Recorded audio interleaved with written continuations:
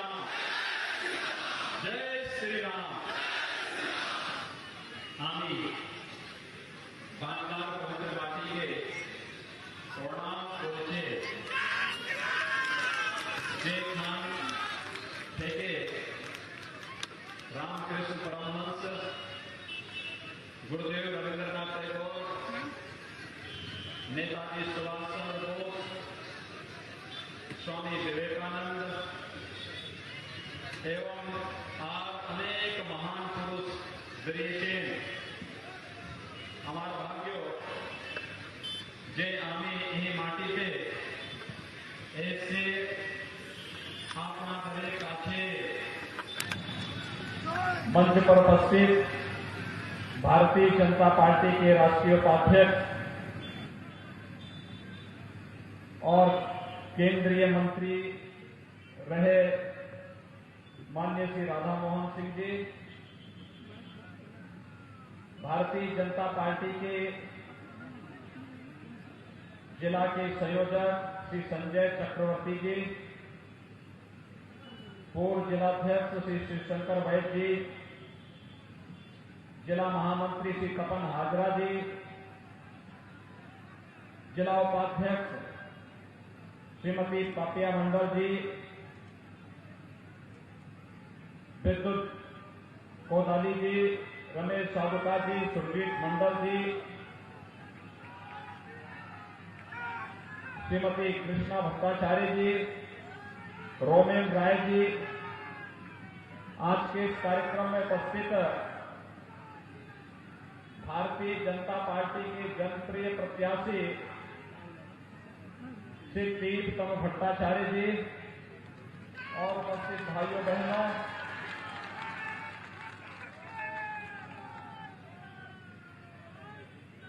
आमता विधानसभा क्षेत्र के आप सभी भाइयों बहनों के उत्साह, उमंग और भारतीय जनता पार्टी के प्रत्याशी के समर्थन में अपना आशीर्वाद प्रदान करने के लिए आए हुए आप सभी भाइयों बहनों का मैं हृदय से अभिनंदन करता हूं। भाइयों बहनों, बंगाल विधानसभा का चुनाव चल रहा है। 2 चरणों का चुनाव संपन्न हो गया है, 6 चरण अभी बाकी है और 2 चरण में ही ममता दीदी अपनी हार स्वीकार कर चुकी है। 2 चरणों के चुनाव ने साबित कर दिया है कि 2 मई और दीदी गई। 2 चरणों के चुनावों ने साबित कर दिया है 2 मई और टीएमसी गई। और मैं इसलिए इस मंच पे आया हूं, मुझे याद है कल से परसों से भाजपा के कार्यकर्ताओं को और पदाधिकारियों को कितनी परेशानी हुई है। प्रशासन ने इस मैदान की परमिशन नहीं दी। हमारा हेलीपैड बगल में बन सकता था, लेकिन यहां से 10 किलोमीटर दूर हेलीपैड बनाया गया। टीएमसी की कोई सभा नहीं, लेकिन मैदान भी और हेलीपैड भी उन्होंने जबरदस्ती बंधक बनाकर के रख दिया। और भाइयों बहनों, इनकी बंधक बनाने की जो प्रवृत्ति है, 2 मई के बाद इन सब की वसूली हो जाएगी।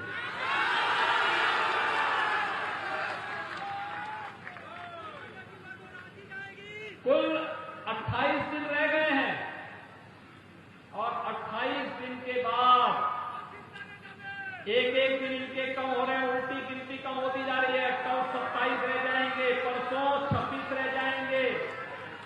6 को जब आप इलेक्शन करेंगे तो उस दिन तक केवल 25 दिन रह जाएंगे।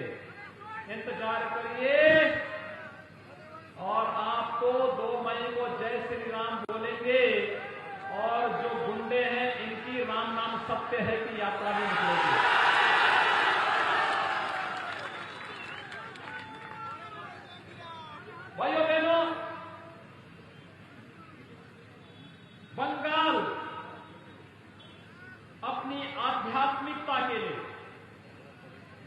धार्मिक और आध्यात्मिक महापुरुषों की धरती रही है, वैज्ञानिकों की धरती रही है, संस्कृति कर्मियों की धरती रही है, कलाकारों की धरती रही है, विद्वानों की धरती रही है, समाज सुधारकों की धरती रही है और वीर और वीरांगनाओं की धरती भी रही है। बंगाल देश को भक्ति के क्षेत्र में चैतन्य महाप्रभु बंगाल की देन है। स्वामी रामकृष्ण परमहंस और स्वामी विवेकानंद बंगाल की देन है। तुम मुझे खून दो मैं तुम्हें आजादी दूंगा का उद्घोष करने वाले नेताजी सुभाष चंद्र बोस बंगाल की देन है। वैश्विक मंच पर गर्व से कहो हम हिंदू हैं, इसका उद्घोष करने वाले स्वामी विवेकानंद बंगाल की देन है। सारे पूर्वोत्तर भारत में हिंदू आन बान शान की रक्षा करने के लिए भारत सेवा श्रम संघ के संस्थापक स्वामी प्रणवानंद जी बंगाल की देन है। और भाइयों बहनों, क्रांतिकारियों की एक लंबी श्रृंखला पैदा करने वाली भारत की स्वाधीनता आंदोलन को एक नई खोज और तेज प्रदान करने वाली बंगाल की धरती आज टीएमसी और वाम दलों और कांग्रेस के गठबंधन के खूनी खेल से रक्त रंजित हुई है। इनके भ्रष्टाचार के कारण बंगाल को एक समृद्ध बंगाल का सपना देखने वाले इन महापुरुषों के सपनों को तार तार करने का काम किया है कांग्रेस, वाम दलों ने और टीएमसी ने। आपको यही कहने के लिए हम लोग आए हैं कि इन लोगों ने जो अत्याचार बंगाल पर किया है, बंगाल का जो शोषण किया है, बंगाल के नौजवानों को प्लान करने के लिए मजबूर किया है, यहां के किसानों को आत्महत्या करने के लिए मजबूर किया है, यहां के व्यापारी बंगाल से बाहर जाकर व्यवसाय करने के लिए मजबूर हुआ है और बहन और बेटियों की इज्जत सुरक्षित नहीं हुई है। इसके लिए जिम्मेदार तत्वों को सबक सिखाने का पर्व है चुनाव और इसलिए 6 अप्रैल की तिथि का इंतजार करते हुए जोरदार तरीके से अपनी धमक दिखाइए। उतनी मजबूती के साथ इन तत्वों को सबक सिखाने की आवश्यकता है कि नहीं, अब बंगाल जाग चुका है।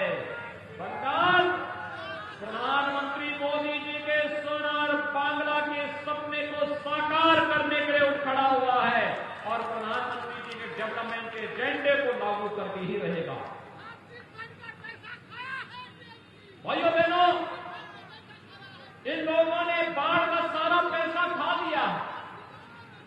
टीएमसी ने बाढ़ का जो पैसा यहां विकास के लिए आया था, उस पैसे को हजम कर गई और 2 मई के बाद जो ये पैसा खाए, इस पैसे को निकालेंगे हम जबरदस्ती उनके पास से, उनकी संपत्ति को जब्त करके निकालने का काम करेंगे। भाजपा ये काम करेगी। यूपी के अंदर देखिए, यूपी के अंदर भाजपा की सरकार है और 5-4 वर्ष से भाजपा की सरकार यूपी के अंदर कार्य कर रही है। भाइयों बहनों, 4 वर्ष से भाजपा की सरकार ने 40 लाख गरीबों को एक आवास दिया है उत्तर प्रदेश के अंदर। ये इसलिए संभव हो पाया है क्योंकि यूपी में और केंद्र में भाजपा की सरकार है, डबल इंजन की सरकार। डबल इंजन की सरकार कई गुना ताकत के साथ कार्य कर रही है, कई गुना ताकत के साथ कार्य कर रही है और इसलिए गरीबों को इसका लाभ मिल रहा है। और मान करिए 40 लाख गरीबों को एक आवास मिल जाना, 14 करोड़ गरीबों को मुफ्त में राशन मिल जाना उत्तर प्रदेश के अंदर, 1 करोड़ 38 लाख गरीबों को निःशुल्क विद्युत का कनेक्शन मिल जाना, 6 करोड़ गरीबों को आयुष्मान भारत में 5 लाख रुपए की स्वास्थ्य बीमा का कवर मिल जाना और 2,42,00,000 किसानों को प्रधानमंत्री किसान सम्मान निधि में 6,000 रुपए सालाना उत्तर प्रदेश के अंदर मिल रहा है। मैं पूछना चाहता हूं ममता दीदी से, अगर आपके बंगाल का खजाना आपके लोग लूट लिए थे, कम से कम केंद्र सरकार को पैसा दे रही थी, पैसे का उपयोग करके यहाँ के किसानों के लिए, यहाँ के नौजवानों के लिए इन योजनाओं को लागू कर देती। लेकिन उनको फुर्सत नहीं है। दीदी को फुर्सत होगी कैसे? उनको फुर्सत होती कैसे? वो तो दुर्गा पूजा पे रोक लगाने में व्यस्त रहती है और सरस्वती पूजा में रोक लगा दी है, और जो सरस्वती पूजा करते हैं उन पे लाठीचार्ज करवा देती है।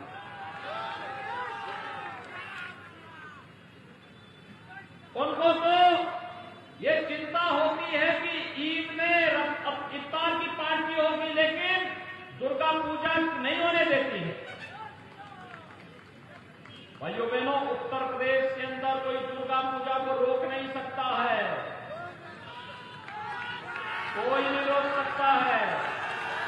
वहां कावड़ यात्रा भी चलती है और जब भी पूजा होती है, कावड़ यात्रा चलती है, हम लोग उन पे हेलीकॉप्टर से पुष्प वर्षा भी करते हैं।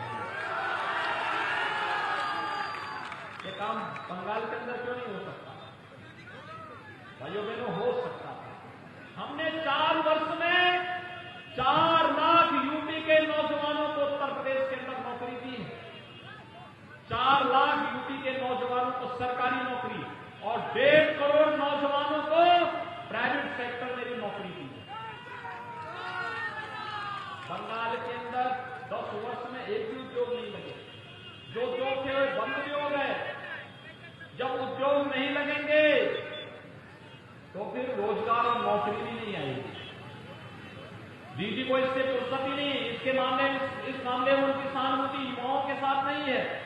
जबकि बंगाल का नौजवान चाहता तो बंगाल की इस ऊर्जा का उपयोग बंगाल, यहां पश्चिमी बंगाल की सरकार, टीएमसी की सरकार करती या इससे पहले वाम दलों की सरकार करती, तो देश का आर्थिक केंद्र बिंदु होता कोलकाता और बंगाल। क्या नहीं है आपके पास? क्या नहीं है बंगाल? यहां पे बंगाल के पास, बंगाल के पास बर्फीली पहाड़ियां भी हैं, समुद्र तट भी है, सुंदर वन भी है, बंगाल के अंदर उपजाऊ खेती भी है, बंगाल के अंदर होनहार युवा भी है, परिश्रमी किसान भी है, अपनी हुनर के लिए विख्यात हस्तशिल्पी भी है और अपनी कला धर्मिता और बुद्धिमत्ता के लिए यहां की बहन और बेटियों ने दुनिया के अंदर अपना नाम कमाया है। लेकिन बंगाल के अंदर उनको मंच नहीं दिया है, उनके हुनर को सम्मान नहीं दिया है। यहां पे तो गरीबों के पैसे को चीट फंड कंपनी बना करके यहां की जनता के खून से पीने की कमाई को शोषण करने में पहले कांग्रेस, फिर वाम दल और फिर टीएमसी इसी में लिप्त है। और यही कारण है ये लोग भ्रष्टाचार के आकंठ में डूबे हैं। विकास के लिए मोदी जी द्वारा भेजने वाले पैसे में भी डकैती डालने का काम करते हैं और जब वो नहीं बचा तो जनता पे गुस्सा उतारते हैं और अगर जनता जय श्री राम का नारा लगाती है तो उनके झूठे मुकदमे भी दर्ज करते हैं। मुझे तो भाइयों बहनों एक ही बात कहती है, देखिए मोदी जी के नेतृत्व में भारतीय जनता पार्टी ने देश के अंदर जो कहा सो करके दिखाया। भाइयों बहनों, हमने क्या कहा था? हमने कहा था कि आतंकवाद की बात में घुस करके सबक सिखाएंगे। याद करिए, आजादी के बाद 55 वर्षों तक कांग्रेस को देश में शासन करने का अवसर मिला था। मोदी जी ने पहले वर्ष के 5 साल के पहले कार्यकाल में ही पाकिस्तान के अंदर घुस करके सर्जिकल स्ट्राइक ऐसे करवाई, पाकिस्तान आज तक खड़ा नहीं हो पाया। याद करिए, इसी बंगाल की धरती पर भारत माता के महान सपूत पैदा हुए थे। डॉक्टर श्यामा प्रसाद मुखर्जी ने एक नारा दिया था, एक देश में दो प्रधान, दो विधान, दो निशान नहीं चलेंगे। जब कश्मीर के अंदर धारा 370 जोड़ करके आतंकवाद की न्यू कांग्रेस का नेतृत्व रख रहा था, इसका विरोध किसी ने किया था, इसी बंगाल की धरती पर पैदा होने वाले डॉक्टर श्यामा प्रसाद मुखर्जी ने किया था। और भाइयों बहनों, डॉक्टर श्यामा प्रसाद मुखर्जी का बलिदान व्यर्थ नहीं गया। प्रधानमंत्री मोदी जी ने और गृह मंत्री अमित शाह जी ने कश्मीर की आतंकवाद की जड़ आर्टिकल 370 को सदैव के लिए समाप्त कर दिया है। और बंगाल का नौजवान भी अगर जम्मू कश्मीर में जमीन खरीदना चाहेगा, मकान खरीदना चाहेगा, आपको वही अधिकार होगा जो जम्मू कश्मीर के नागरिक को जम्मू कश्मीर के अंदर होगा। भाजपा जो कहती है सो करके दिखाती है। हम लोग जब लोकसभा चुनाव में बंगाल के अंदर आए थे, तब बंगाल के अंदर नौजवान एक बात के लिए कहते थे योगी जी आप तो बीजेपी की सरकार है यूपी में, क्या करने जा रहे हैं? रामलला हम आएंगे, मंदिर वहीं बनाएंगे, नारा कब होगा साकार? हमने कहा इंतजार करिए, अवश्य होगा, अवश्य होगा। और भाइयों बहनों, 5 अगस्त 2020 को देश के यशस्वी प्रधानमंत्री मोदी जी अयोध्या में गए और राम मंदिर कार्य का उन्होंने शुभारंभ भी कर दिया। ये है, हम जो कहेंगे सो करके दिखाएंगे। प्रधानमंत्री मोदी जी ने जो कहा सो हो गया।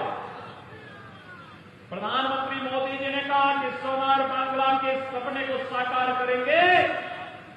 2 मई को भाजपा की सरकार आने दीजिए, बंगाल के अंदर एक सपना साकार निश्चित होगा। यही आश्वासन देने के लिए हम सब आए।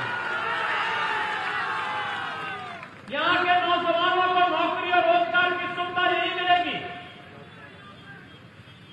यहां की माताओं को नौकरी में आरक्षण का लाभ मिलेगा, बेटियों को मुफ्त में शिक्षा की व्यवस्था होगी, उनकी सुरक्षा की व्यवस्था भी होगी।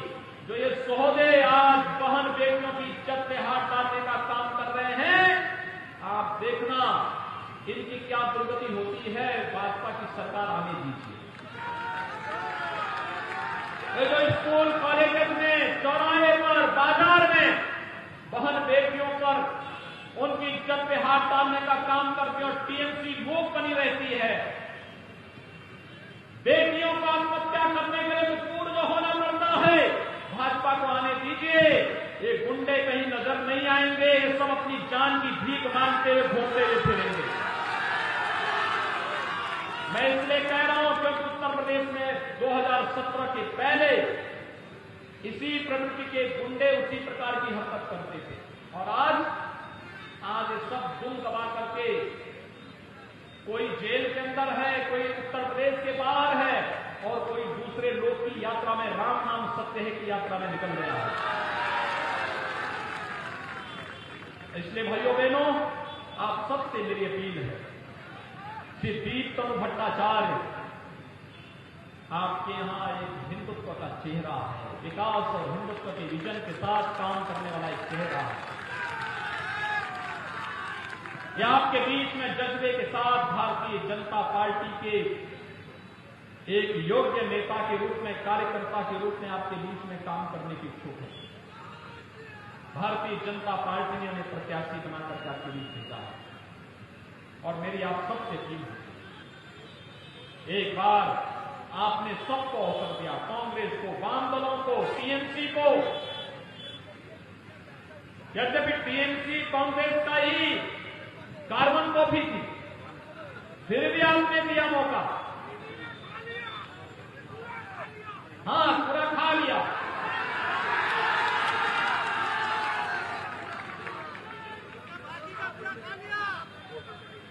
और इसीलिए मैं आज आपके पास आया हूं। किसी दीप तनु भट्टाचार्य, दीप तनु इधर आइए,